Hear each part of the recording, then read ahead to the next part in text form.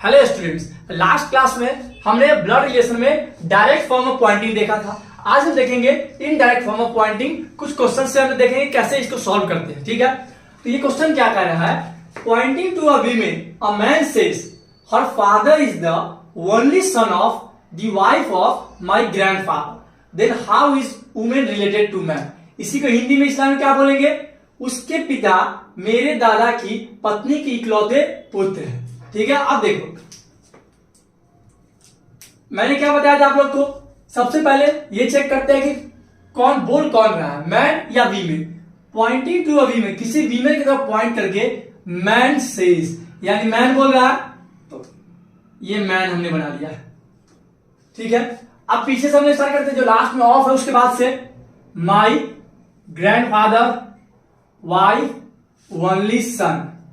अब देखिए माई जो बोल रहा है, कौन बोल रहा है? मैन बोल रहा है। माई ग्रैंडफादर, माई ग्रैंडफादर, ये हो गया इसका ग्रैंडफादर, ये इसके फादर, ये इसके फादर, यानी क्या हो गया? ग्रैंडफादर। इसकी इस मैन के ग्रैंडफादर कौन हो गया? ये हो गया 1 2। अब क्या बोल रहा है? ग्रैंडफादर के बाद वाइफ, यानी ग्रैंडफादर की वाइफ, यानी कपल है ग्रैंडफादर की वाइफ। ओनली सन, यानी ये जो इस ग्रैंडफादर की वाइफ है, यानी ये दोनों कपल हुए, और इसका ओनली सन, यानी इन दोनों का एक ही से बेटा है, ओनली सन है, तो ये तो यही हुआ ना ओनली सन। ओनली सन तो यही हुआ। अब क्या बोल रहा है? Only son. अब यहां से इनडायरेक्ट फॉर्म में यही समझने वाली बात है। Pointing to a woman, a man says her father. अब जो ये वन सन है वो उस वीमेन का क्या है? हर फादर है, यानी ये जो आया ओनली सन, ये उस वीमेन का पिता है। तो वीमेन का पिता है, इसका मतलब कि इसका कोई ना कोई बेटी होगी, वो वीमेन होगी, तभी ये पिता हो सकते हैं। बोला कि ये जो सन आया, ये जो ओनली सन आया, उस वीमेन का फादर है। देखो pointing to a women, a man says her father, यानी ये जो लास्ट में आया सन, ये उस वीमेन का क्या है? फादर है। तो इसका मतलब है कि वीमेन उसकी बेटी होगी, तो ही पॉसिबल है ये इसके पिता हो सके, क्योंकि यहां ऑलरेडी बेटा तो है लेकिन बेटी नहीं है, यानी कि वो वीमेन ये होगी, यानी इसकी बेटी होगी। अब क्या बोल रहा है? How is women related to man, यानी मैन उस वीमेन को क्या बोलेगा? ठीक है, मैन इस वीमेन को क्या बोलेगा? बहन बोलेगा, यानी सिस्टर बोलेगा। सिस्टर आंसर हो गया। उल्टा पढ़ते हैं, मैन वीमेन को क्या बोलेगा? मैन वीमेन क्या बोलेगा? रिलेशन में तो भाई बहन है, ये इसके लिए तो ये सिस्टर ही हुई। इसमें क्या करते हैं? बेसिक जो यहां तक लोग लिखते हैं 1 2 3 4 वो तो टेबल बना लेते हैं। अब उसके बाद इनडायरेक्ट फॉर्म में यहां से थोड़ा कंसेप्ट चेंज हो जाता है। जो ये लास्ट में आया, ये क्या होगा? उस वीमेन का, या जो मैन या वीमेन जिसके बारे में बोल रहा है उसका, अब यहां पे देखना है कि इसका क्या है। अगर हर फादर बोलेगा तो ये जो लास्ट में आया, ये उस वीमेन के पिता होंगे। ठीक है, इनडायरेक्ट फॉर्म में तो ऐसा में बना लेंगे। पिता होने के लिए वीमेन, यानी इसकी बेटी होनी पड़ेगी कोई ना कोई। तो अगर बेटी वुमेन यही बेटी होगी तभी ये इसके पिता हो सकते हैं। ठीक है, तो ये हमारा फैमिली ट्री बन गया।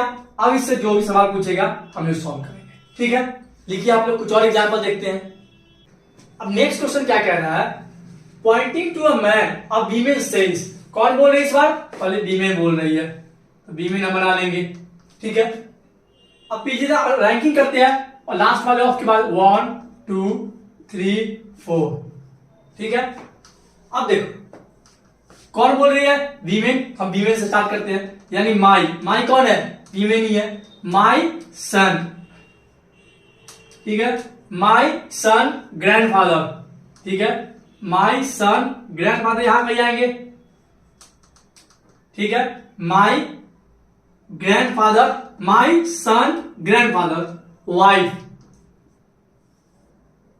हो गया। माई जो वीमेन बोल रही है, सन इसके ग्रैंडफादर, ठीक है, और ये हो गए वाइफ। अब देखो, अब वीमेन सेज, अब ये जो लास्ट में वाइफ आई, ये उस आदमी की क्या है? इस मदर है, यानी कि यही कौन है? उस मैन का मदर है। अब देखो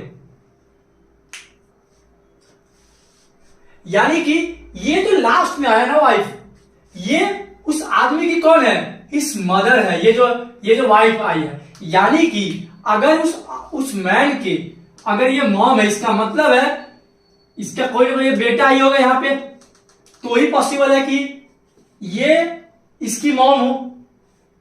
बोल रहा है pointing to a man a women says, यानी वो मैन होगा कि ये होगा कि नहीं, तभी हो सकता है कि ये इसकी मॉम हो, यानी इस आदमी की माँ कौन है, ये मदर है। यानी ये फोर्थ वन, ये जो वाइफ है, इस थर्ड नंबर की जो वाइफ है, यही कौन है, उस मैन की मदर है।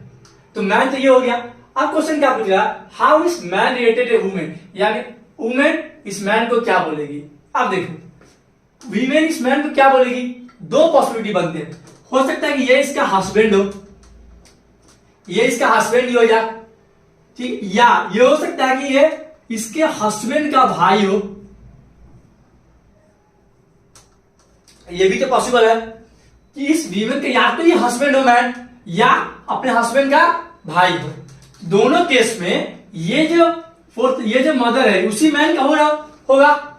यानी ये मैन की मदर कौन हुई, फोर्थ नंबर, ये जो थर्ड नंबर की वाइफ है। यानी कि बेसिक हम क्या करते हैं, हम लोग एक फैमिली ट्री बनाते हैं और लास्ट में जो आता है ना, जैसे वाइफ आ गई, तो ये उस यहां पे जो दिया हुआ उस मैन की ही क्या है, मदर है, ये फोर्थ वन। तो क्या करेंगे, अब मैन का दो पॉसिबिलिटी बनता है, या तो इस वीमेन का हस्बैंड हो जाए, या इस वीमेन के हस्बैंड का भाई हो।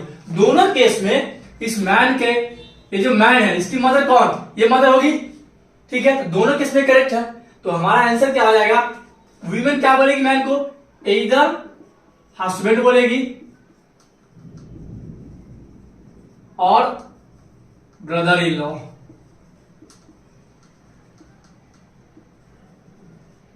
ठीक है, सिंपल क्या करते हैं, सब ट्री बना लेंगे, लास्ट में जो आया ना, ये दिया हुआ है उस मैन का हिज मदर, तो ये जो लास्ट में है वो उस मैन की माँ हो जाएगी।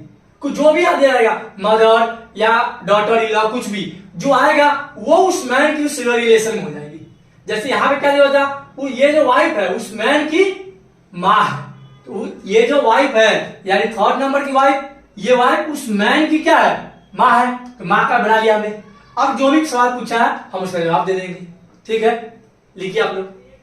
नेक्स्ट क्वेश्चन क्या कह रहा है, pointing to a women a man says, कौन बोल रहा है, मैन, हम लोग मैन बना लेंगे।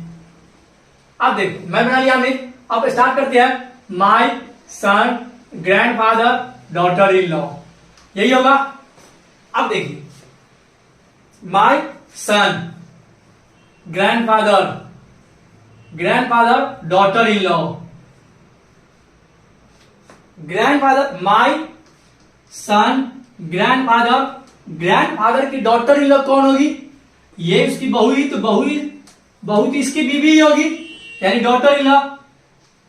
माय सन ग्रैंडफादर की डॉटर इन लॉ कौन होगी, इसके बेटे की वाइफ होगी। इसका मतलब ये हो गया फोर्थ नंबर। अब देखो ये जो डॉटर इन लॉ है क्या बोले, pointing to a women, her mother in law is the only daughter in law, यानी कि ये जो लास्ट में फोर्थ आया यही उस वीमेन की क्या है, मदर इन लॉ है, यानी कि उस वुमेन की सास कौन है, ये है।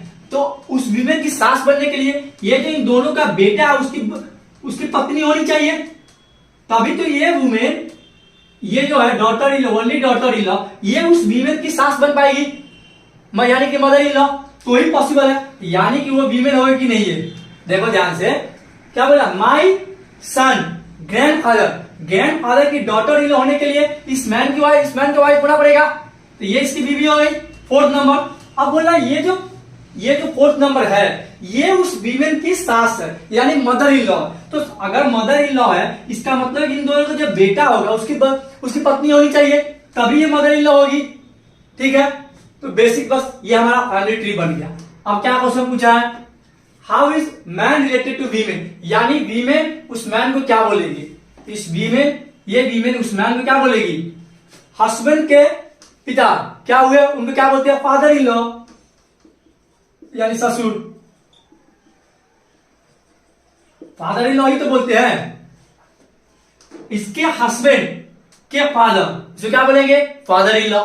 बेसिक कुछ नहीं करना, कोई भी इनडायरेक्ट फॉर्म ऑफ पॉइंटिंग से रिलेटेड क्वेश्चन है, जैसे हम रैंकिंग जैसे बनाते हैं 1 2 3 करके लास्ट स्टार्ट करके ये फैमिली ट्री बना लेंगे। और इनडायरेक्ट में क्या होता है, ये जो लास्ट वाला आया ना डॉटर इन लॉ, ये क्या बोल रहा है, उस वीमेन के हर मदर इन लॉ है। तो ये जो आया, ये इस वुमेन की कौन है, ये हर मदर इन लॉ, यानी ये जो एंड हुआ ना, उससे बाद जो ये रिलेशन बोलेगा इस वुमेन की, ये वही एंड डॉटर इन लॉ होगी। यहां पे क्या बोला था, ये जो वीमेन है, वीमेन की कौन है, ये मदर इन लॉ है। कौन, ये जो लास्ट में आया है ना, वो लास्ट में कौन आया था, फोर्थ नंबर, ये जो है इस वीमेन की क्या है, मदर इन लॉ है, इस वीमेन की मदर इन लॉ हो। सही है, बेसिक है, इनडायरेक्ट फॉर्म ऐसे ही हम लोग ट्री बनाते हैं। ठीक है, लिखिए आप लोग। Thank you, please like, watch and comment on my YouTube channel.